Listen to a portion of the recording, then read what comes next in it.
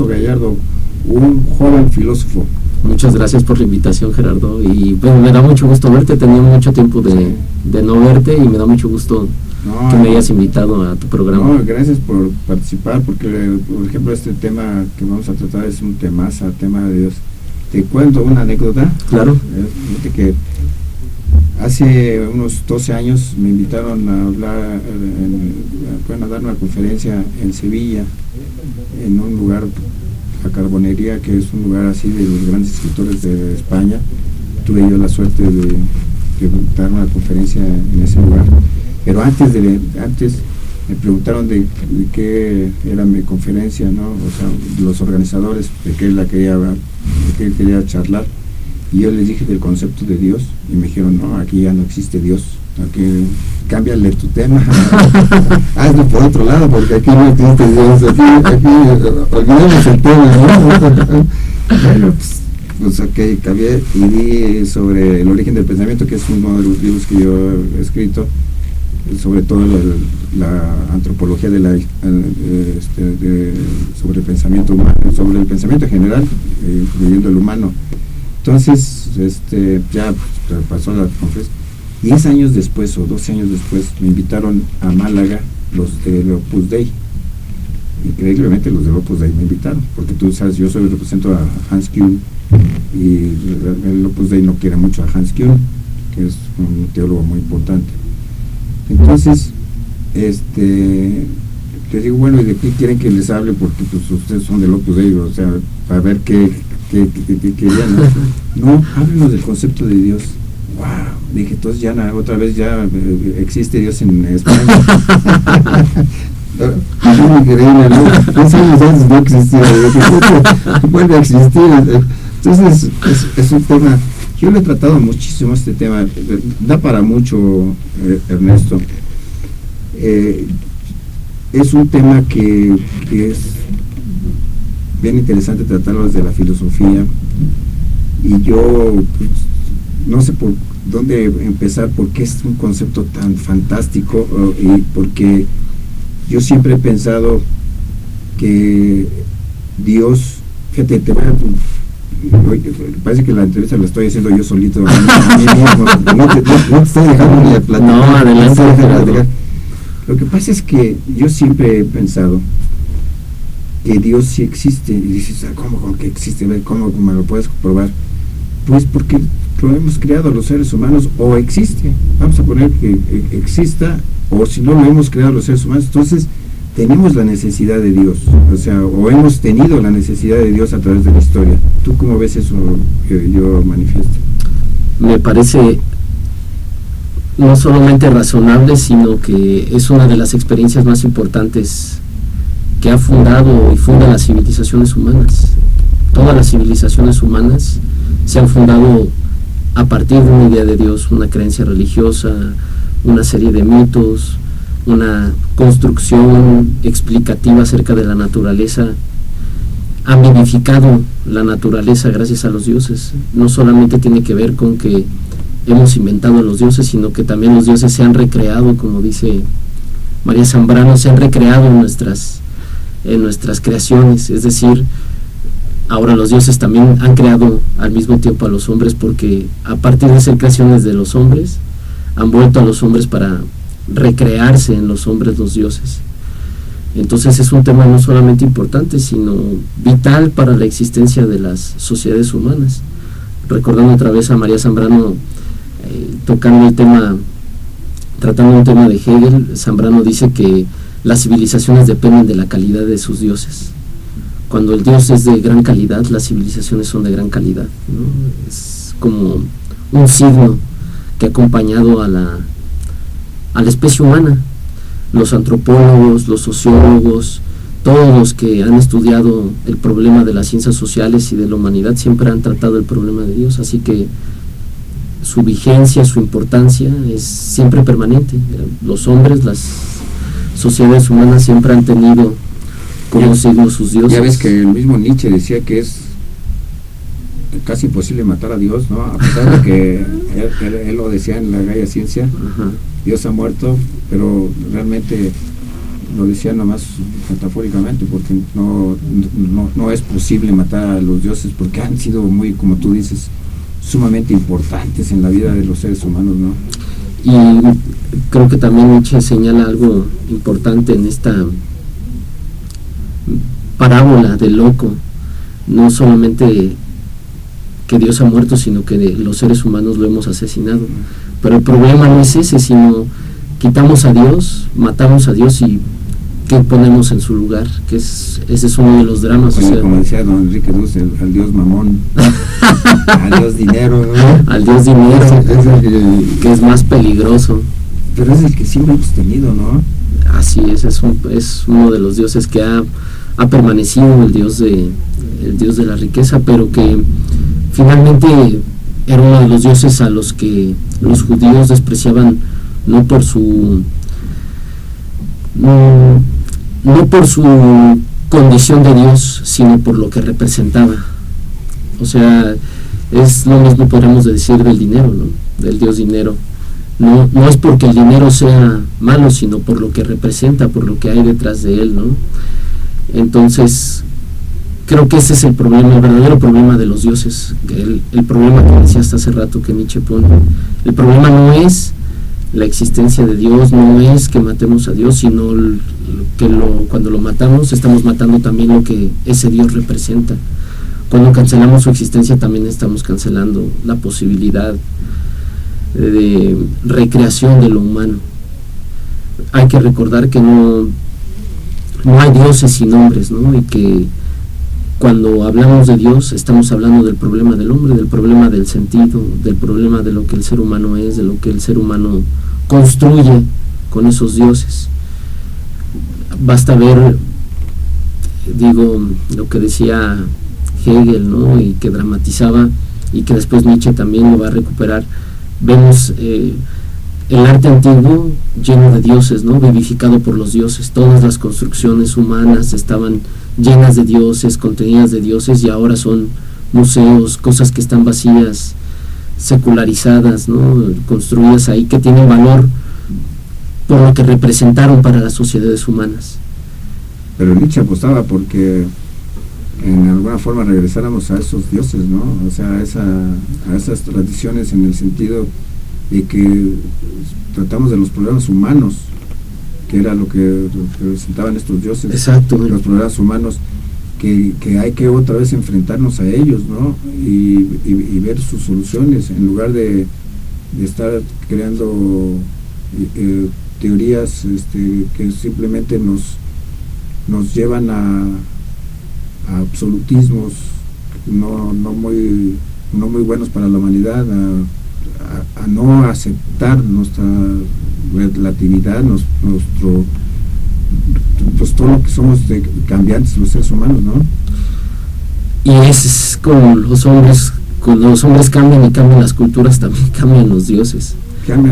Ese tema es increíble, ¿no? Como los dioses griegos desaparecieron cuando Sócrates, Platón y Aristóteles y Eurípides los mataron, ¿no? Esos dioses, ¿no? Y otros vinieron en su lugar. Así ¿no? Es. Pero ¿sí lo conoces bien ese tema de cómo mataron a sus dioses Sócrates? Pues el problema de la secularización es el problema principal, es decir, el de cómo poco a poco los dioses fueron incorporándose al mundo, y cuando los dioses se incorporan al mundo se vuelven parte del mundo, y cuando se vuelven parte del mundo poco a poco empiezan a desgastar su verdadera importancia, que es la relevancia de la trascendencia, el problema del sentido, lo que decías hace un momento, la relatividad. Es decir, cuando traemos a los dioses al mundo, también los valores que construyen o que constituyen esos dioses poco a poco van perdiendo su fuerza, van perdiendo su gama, es decir, no tienen la misma importancia. Lo que decías hace rato en la anécdota cuando te invitaron a Sevilla, porque estos sevillanos te decían, ya ese tema está superado. Bueno, pues tiene que ver con el contexto social en el que se dio pues la transformación española durante el franquismo, ¿no? Que muchos de los pensadores de ese momento se rebelaron en contra de las instituciones religiosas porque muchas de ellas apoyaron al franquismo.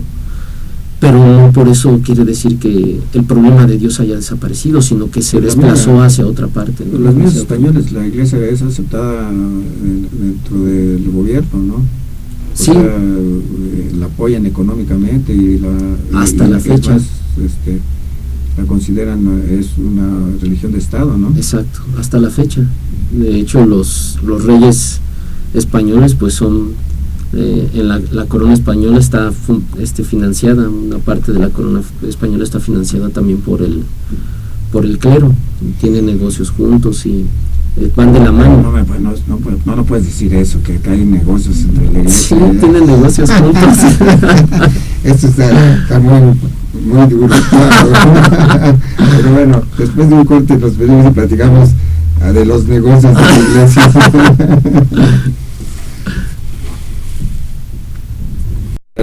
Sobre el tema de Dios, bueno, tú dijiste algo que nos van a linchar aquí, ¿no? Eso de que la iglesia hace negocios, fíjate, hace unos 2 años, ¿te acuerdas? Hubo un terremoto en Haití, ¿te acuerdas? Sí, claro, destruyó prácticamente todo, ¿no? Entonces la iglesia católica se le ocurrió mandar $250,000 para ayuda de los damnificados, ¿no? Bueno, a mí se me hizo la peor grosería que puede existir, ¿no? O sea, mandar dinero. Imagínate Jesús de Nazaret mandando dinero. No me lo podría creer, que en lugar de mandar de hacer panes, mandara dinero para que comiera la gente. Qué cosa, ¿no? Y fíjate, ahorita que estabas diciendo lo de Haití, es curioso porque la mayoría de la población en Haití es negra y muchos de ellos pues fueron esclavos traídos de África, ¿no? Al Nuevo Mundo para empezar a colonizar, y ahí en Haití hubo una mezcla, también lo hubo en Cuba, ¿no? De las viejas tradiciones, de las viejas religiones, de los viejos dioses africanos, a la versión sincretizada con las gamas europeas. Y ahora que hubo el desastre en Haití, hubo un nuevo boom de las viejas tradiciones, de las viejas tradiciones. Ahí siempre han existido, ¿no? Exacto, de los viejos dioses africanos que volvieron a aparecer en Haití. Y uno se preguntaría, bueno, ¿por qué en medio de un desastre son tan necesarios o son de nuevo necesarias las invocaciones de esos dioses? Porque pues Dios tiene que ver con el sentido de la vida, con lo que construimos como sociedades humanas, lo que te contaba hace rato, que la importancia del problema de Dios tiene que ver con el sentido de las sociedades, con lo importante que es el sentido para los seres humanos, y no perderlo, constituirlo, y es a partir de esa constitución, a partir de esa unidad que Dios genera en las personas, la esperanza que suscita, generalmente es donde se ponen las raíces más fuertes. De hecho, el problema de la filosofía de la religión en general, en el aspecto más importante del problema religioso, aparte de la fenomenología de la religión, es decir, de estudiar el fenómeno religioso por cómo se aparece en las sociedades, es también el problema del sentido de las sociedades humanas. El problema de Dios no solamente como un problema que se presenta en todas las sociedades humanas, sino lo que implica individual y socialmente el problema de Dios. ¿Qué tan significativo es? ¿Por qué estamos buscando respuestas? ¿Por qué estas respuestas son significativas para nosotros? ¿Cómo es que constituimos a partir de eso el sentido de nuestra existencia, el sentido de nuestra vida? Creo que esa es la parte más valiosa del problema que estudia la filosofía de religión, del problema de Dios. Pero aquí quiero retomar lo que tú estás diciendo, pero desde el punto de vista de que la existencia de Dios o de los dioses ha sido muy importante, porque como lo decían o como se veía la religión, por ejemplo, en Grecia antigua, en el sentido de que los seres humanos deseamos que sucedan ciertas cosas, entonces le hemos achacado a los dioses la posibilidad de darnos esas cosas que pensamos que debemos tener los seres humanos, por ejemplo, cosechas buenas, lluvia, partos sin dolor, las cosas que podemos aspirar los seres humanos, y se ha reflejado a través de la historia ese deseo, y la palabra de Dios que se ha reflejado, que son hechos humanos, se ha reflejado en buscar un bienestar general, y no lo hemos logrado. Es el mismo tema que yo trabajaba con Arturo hace rato, de que la palabra de Dios simplemente es un deseo, pero un deseo no muy cumplido. ¿Por qué será? Porque la palabra de Dios, como tú estás diciendo, es fundamental, o sea, ha sido fundamental para los seres humanos, para su desarrollo, ¿no? Fíjate que ahorita que estabas diciendo eso, recordé a Max Weber, exactamente lo que estás diciendo tú, lo dice Max Weber en la Sociología de la Religión. Él le llama profecías autorrealizables. En la Sociología de la Religión, cuando trata este tema, Max Weber dice que generalmente el estado psíquico de una sociedad se refleja en sus dioses, es decir, en las expectativas que tienen. Entonces, por ejemplo, el destino manifiesto entre los norteamericanos, ¿no? ¿Por qué los norteamericanos han sido un pueblo tan trabajador, tan exitoso con respecto al dominio de otros pueblos, con respecto a la primacía de su cultura? Y Max Weber encuentra una explicación precisamente en las profecías autorrealizables, es decir, ¿cuál fue el hecho fundador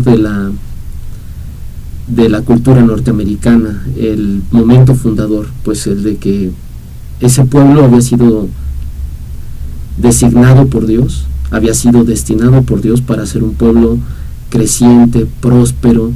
Entonces esta idea impulsó necesariamente la economía, la política, la estructura social, el orden gubernamental.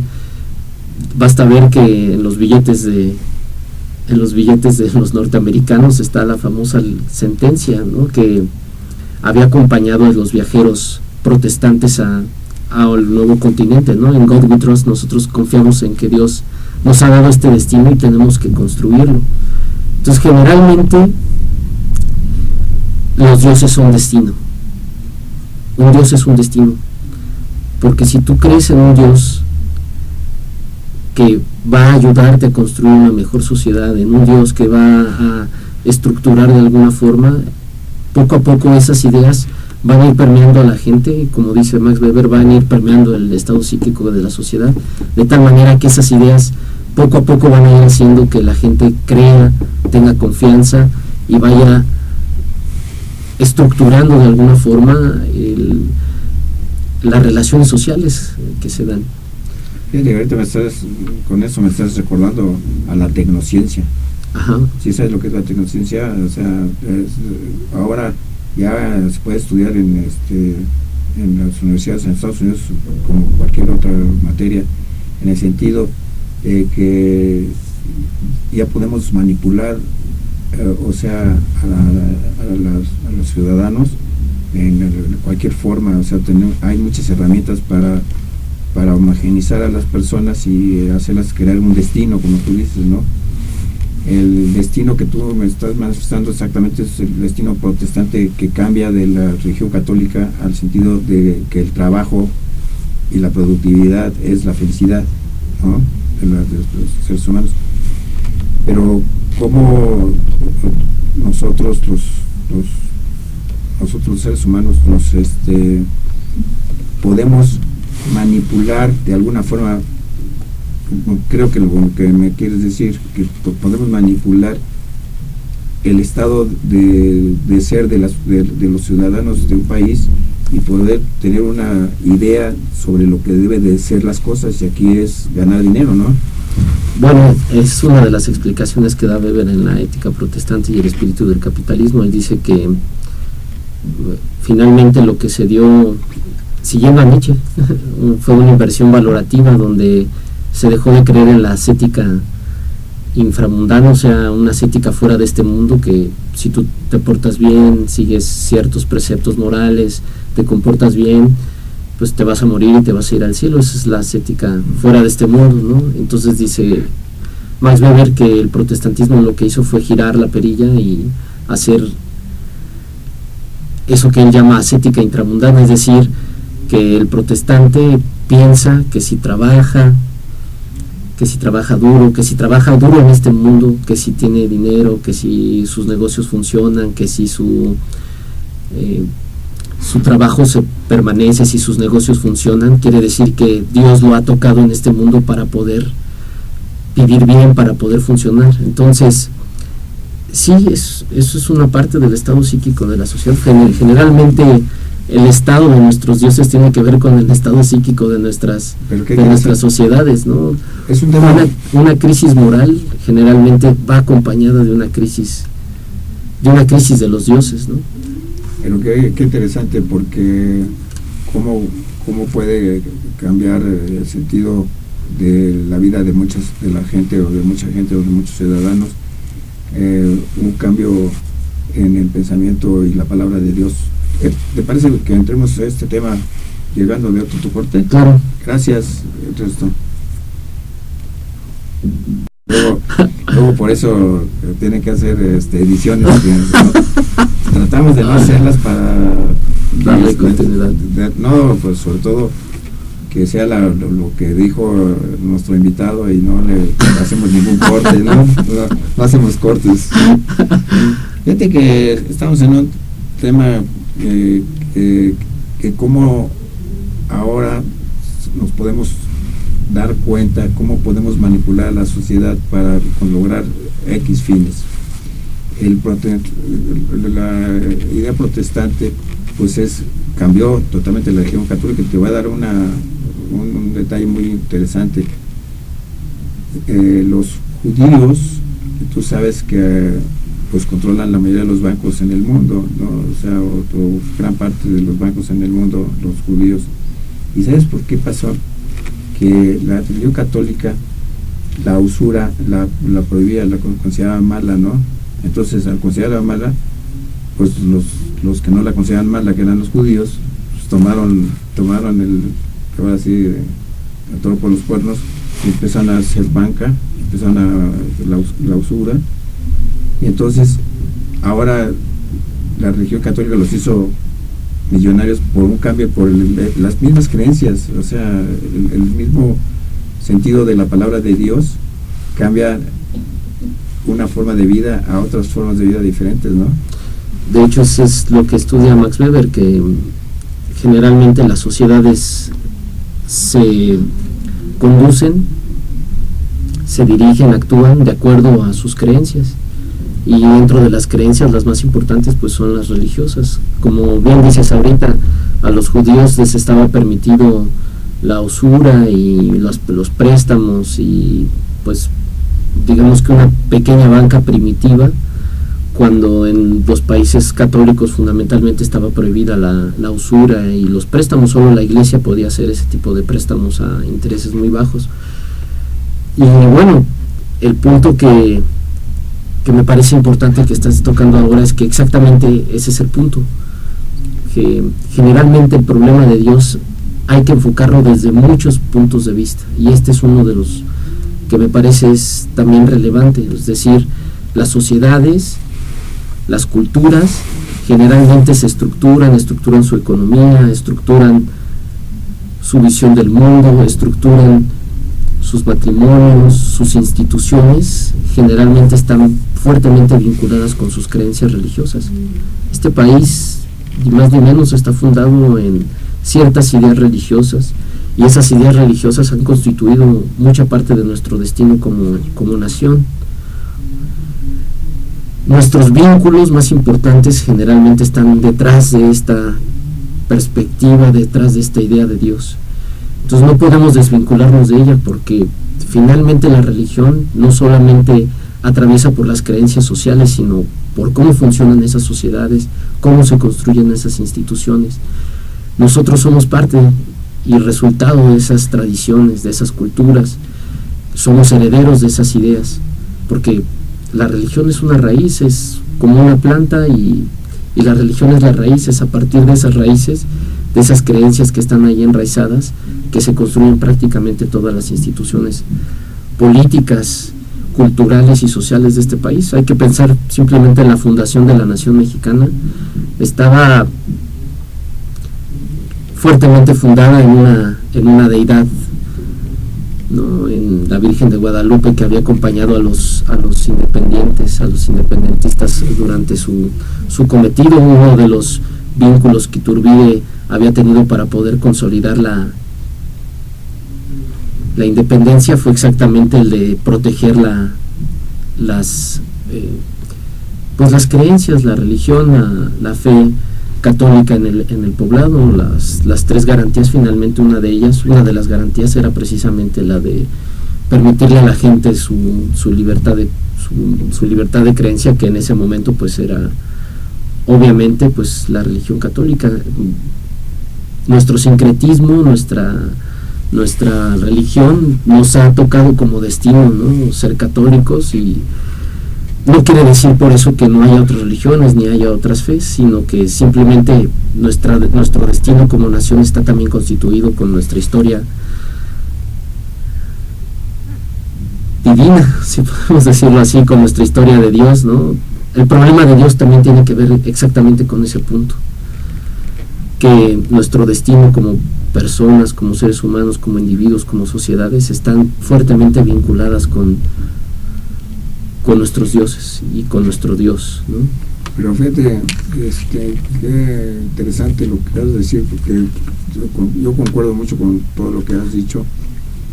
Fíjate que tú cómo verías la crisis que está padeciendo ahorita la Iglesia Católica, en donde la gente ha dejado de asistir a las iglesias se están quedando vacías.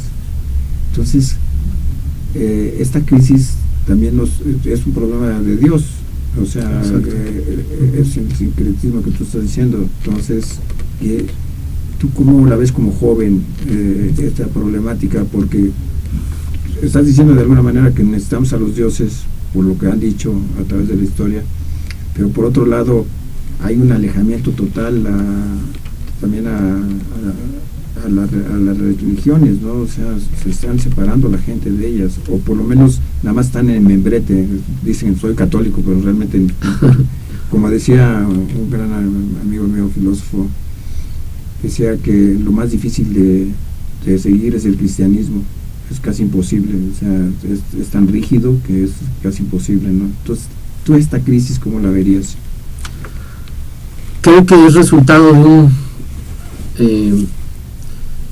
de una crisis moral de la sociedad mexicana en general. Es decir, es las malas decisiones que ha tomado la jerarquía católica en México, porque es en el mundo, ¿no? Sí, pero hablando del caso mexicano, sí, por supuesto que en el mundo sí ha pasado, ¿no? Generalmente la gente de iglesia que es más de avanzada es la gente que está con el pueblo, ¿no? El caso, por ejemplo, de Miguel Concha, o del padre Solalín, de lo que fue Samuel Ruiz, ¿no? O lo que es ahora el obispo Raúl Vera, los sacerdotes, ¿no? De a pie, como dicen, ¿no? Exactamente, más comprometidos con el vínculo social de la iglesia, formado por ella también, pero una parte de la jerarquía, o la gran parte de la jerarquía católica en nuestro país, pues se ha vinculado y esto no es nuevo, se ha vinculado a la alta clase política, empresarial, y bueno, obviamente han defendido sus propios intereses, ¿no? Y se han desvinculado un poco del trabajo con los laicos, ¿no? Y han dejado de predicar el evangelio, ¿no? Son católicos pero no son cristianos, como decía un amigo tuyo, Juan José Tamayo, que lo recuerdo perfectamente, que decía él que mucha parte de la jerarquía católica es católica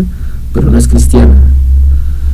Y creo que una de las crisis morales, la más fuerte, la que hemos padecido más fuertemente, es exactamente esa, que mucho de la fuerza que han perdido nuestros dioses o nuestro Dios católico en México tiene que ver con que no hay una fuerza social que haya impulsado, por ejemplo en México, no hay una fuerza social que haya impulsado o que haya venido impulsada desde las bases juveniles, desde las bases sociales, desde los grandes proyectos que ha tenido la Iglesia Católica en México para poder vincularse y solventar de alguna manera el estado moral de la sociedad mexicana.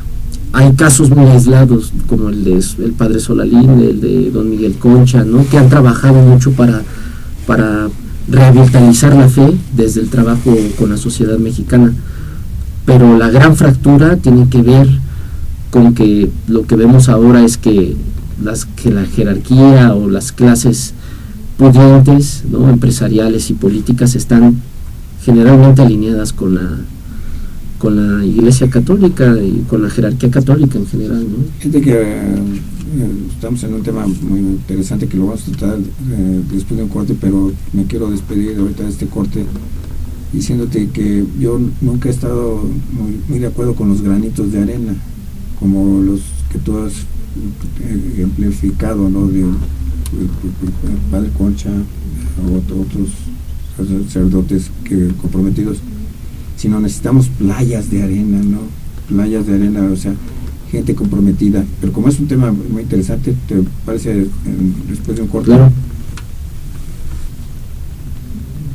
El filósofo joven, y bueno, estamos hablando sobre el concepto de Dios y la crisis que ahora existe, y bueno, siempre ha existido, fíjate, también la crisis de la religión, pero sigue manteniéndose. Yo siempre he considerado que se mantiene mucho por el poder económico que tiene, ¿no? O sea, y sobre todo porque el acercamiento que más tiene la gente es la gente humilde, es la que más se acerca a Dios. Yo cuando veo esas procesiones en donde van los pobres a agradecerle a Dios que están pobres, es que no la entiendo. O sea, de veras, ¿sí o no? Agradecen estar pobres, agradecen trabajar mucho para poder sostener a sus familias y lo van y lo agradecen, ¿no?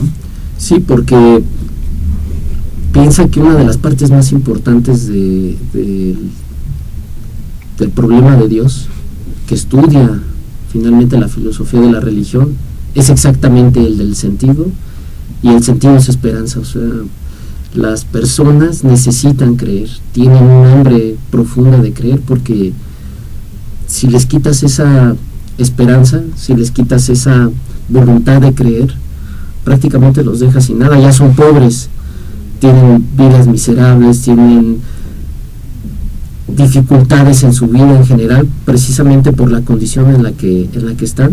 Imagínate el no tener sus dioses para creer, para adorarlos, para tener la esperanza, ¿no?, para abrazarse a ellos.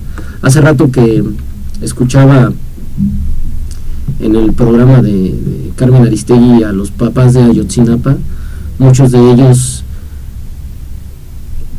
pedían a Dios la posibilidad de volver a ver a sus hijos vivos. Imagínate no tener la posibilidad de invocar a un Dios para pedirle que proteja a tus hijos cuando sabes que están desaparecidos. Debe ser terrible, debe ser un quebranto moral horrible no tener mínimamente esa esperanza, ¿no? Pero tú como filósofo joven, podrá ser verdadero o falso, eso no. Si la creencia es creencia, o sea, la fe podrá ser verdadera o falsa. La fe, yo creo que la fe es incuestionable, la fe que tienen, pero tú lo ves como crisis, que también cada vez hay menos personas que tienen esa fe. Claro, porque finalmente si tú no tienes eso para sostenerte, ¿qué más puedes tener? Esto es la crisis. Hay un documental, no sé si alguna vez lo has visto, que se llama Sicario Cuarto 164. No. Es un director italiano que vino a México e entrevistó en Ciudad Juárez o en El Paso, en un hotel de Paso, entrevistó a un sicario.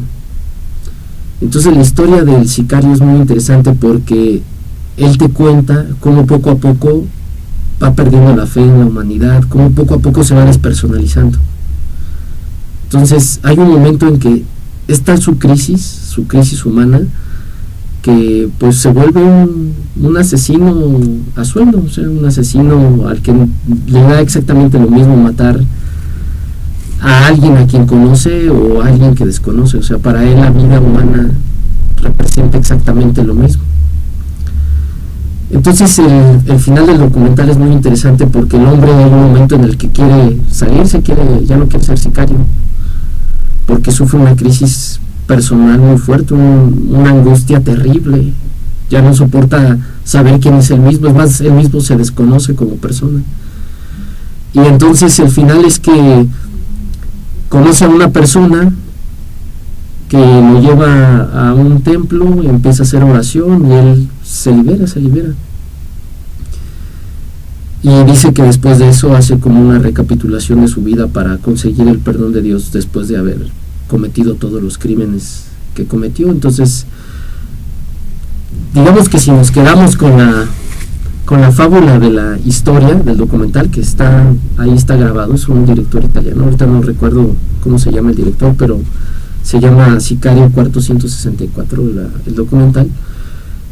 ¿Qué pasa cuando la gente, o qué pasa cuando en una sociedad o en una persona, en un individuo, se ha perdido prácticamente toda la fe? Pues para esa persona vale exactamente lo mismo su vida que la vida de alguien más. Eso será el egoísmo que estamos viviendo. Tremendo. ¿Será eso reflejo, esa documental será reflejo de que ya estamos viviendo un egoísmo exacerbado, brutal, en el cual ya hemos perdido la esperanza y hasta nos desconocemos a nosotros mismos, porque al no reconocer a los demás y al ser tan egoístas, pues estamos violando todas las reglas de la naturaleza, ¿no? Ahorita que decías naturaleza, piensa qué es lo que permite los grandes crímenes, los crímenes que cometemos como seres humanos contra la naturaleza. El verdadero pacto que habían tenido las tribus antiguas con la naturaleza era un pacto en el que la naturaleza estaba divinizada, era parte de un orden cósmico. Si yo mataba a un animal, no solamente estaba matando al animal, sino que el espíritu de un Dios había permitido que yo hiciera eso. ¿Qué ha sucedido con nuestra sociedad secularizada? ¿Qué ha sucedido con nuestra sociedad industrializada, tecnificada, cientificada? ¿Qué hemos hecho con la naturaleza? Hemos contaminado los ríos, hemos destruido la naturaleza. ¿Quién sabe si sobrevivamos a nuestra adolescencia tecnológica? ¿Y por qué ha sido posible, o qué es lo que ha permitido estos crímenes? Que no creemos que en la naturaleza haya algo divino, no creemos que cuando matamos a un pollo o nos comemos una res haya algo divino ahí, sino que pues es un animal vivo, es una vida más y no tiene ninguna importancia. Entonces piensa que esto mismo pasa en las sociedades humanas, cuando la esperanza se ha perdido, cuando el sentido se ha perdido por completo. Entonces da exactamente igual seas un sicario o seas un santo o seas una persona que quiera encontrar el sentido en tu propia vida. ¿Qué es lo que ha permitido un crimen como el de Ayotzinapa? Yo creo que estas personas no tienen esperanza, no tienen, su vida prácticamente ha tenido una pérdida de sentido. Al ser humano no se le ve como ser humano, no se le ve como algo que participe de la comunidad humana divina. Prácticamente se le ha neutralizado su verdadera. Porque tú lo estás diciendo desde los sicarios. Exacto. O sea, desde el que comete el crimen, que no le importa en lo más mínimo nada. Me acuerdo mucho de la guerra de las Malvinas, ¿no? Cuando los estudiantes los mandan a la guerra, los jóvenes militares los mandan a la guerra, y bueno, de repente llega un torpedo inglés, destruye un barco y mueren ahí, no sé, 300, 400, 500 jovencitos que no tienen nada que ver con el asunto, y esas vidas se perdieron, ¿no? O sea, llega a uno a deshumanizarse tanto que no se preocupa uno de que ya se perdieron 300 o 400 vidas, ¿no? Y el proceso de deshumanización tiene que ver con la pérdida total del sentido. Y ahí es donde actúa el problema de Dios. Ahí es donde verdaderamente Dios es un problema. Porque esta gente no cree que estos otros que están ahí, arriba de un barco, o protestando un 2 de octubre, pidiendo dinero en las calles, o aquellos que van caminando por ahí no tienen absolutamente nada que ver y son sacrificados como si fuese su vida cualquier cosa. ¿Qué ha permitido estos crímenes? Pues que esta gente ha perdido la fe. Para ellos la vida vale exactamente lo mismo, no tiene ninguna calidad, no representa absolutamente nada. Yo pienso no solamente en el sicario, sino en la pequeña persona que va todos los días a trabajar, que tiene un salario terrible. Hace poco estaba viendo esta serie norteamericana Breaking Bad, ¿no? El hombre que es profesor de química en una secundaria en Estados Unidos y poco a poco se va convirtiendo en el rey de la metanfetamina, ¿no? En un narcotraficante. Y lo que uno ve en el proceso de degradación del personaje es que al final ya ni siquiera lo hace por su familia, no lo hace por ganarse un dinero para sostener a su familia, sino que lo hace precisamente porque deja de creer en todo. O sea, para él la vida no tiene ningún sentido, no tiene ningún significado trascendental, ¿no? Divino, si quieren verlo así, o si quieren ponerlo así. La vida representa exactamente lo mismo, ¿no? Qué tristeza todo lo que estás platicando, en el sentido de que hemos perdido el sentido de la vida, ¿no? Y lo que debemos recuperar exactamente es ese, el sentido a la vida, pero la vida de todos, ¿no? O sea, que eso sería la ética, ¿no? O sea, no nomás la de uno, sino la de todos. Una vida, porque la vida es preciosa, es maravillosa, entonces deberíamos disfrutarla todos, ¿no? Y realmente los seres humanos nos hemos encargado de no disfrutarla, ¿no? Exacto, y algo que dijiste muy importante, ¿cómo es que detrás de cualquier ética, incluso hasta de las éticas laicas, hay un sentido profundo de la persona humana, del valor de la vida, del valor que tiene convivir con los demás, de tener la oportunidad de estar aquí? Y que cuando hemos perdido ese sentido, prácticamente hemos perdido todo como sociedad. Yo creo que una de las grandes crisis morales, sociales, políticas, culturales que hay en este país es exactamente esa crisis, la crisis del sentido, y ahí también está la calidad de nuestros dioses en juego. Pues yo te agradezco, Ernesto, esta oportunidad de poder platicar sobre estos temas, que yo creo que este tema que hemos tratado ahora es fundamental para que vean la gente la necesidad que hemos tenido los seres humanos de los dioses, pero también qué nos han propuesto y qué podemos rescatar de ellos, ¿no? Exacto. Te lo agradezco mucho. No, al contrario, muchas gracias por la invitación. Estar aquí contigo. Igualmente. Con los filósofos jóvenes que aporten, que hagan filosofía realmente viva, ¿no? Sí. Te agradezco mucho la invitación, Gerardo, y pues espero volvernos a ver. Claro, porque yo creo que es interesante que ustedes aporten a la sociedad que quiere escuchar estos temas, ¿no? Pero los quiere escuchar así sin ningún compromiso, ¿no? O sea, son temas que son muy profundos, pero no hay así un objetivo ni económico ni nada, sino simplemente es dialogar sobre estos temas tan importantes y relevantes para la sociedad. Así es. Pues gracias. No, gracias a ti, muchas gracias, Gerardo. Se fue como agüita, ¿verdad? Oye, pero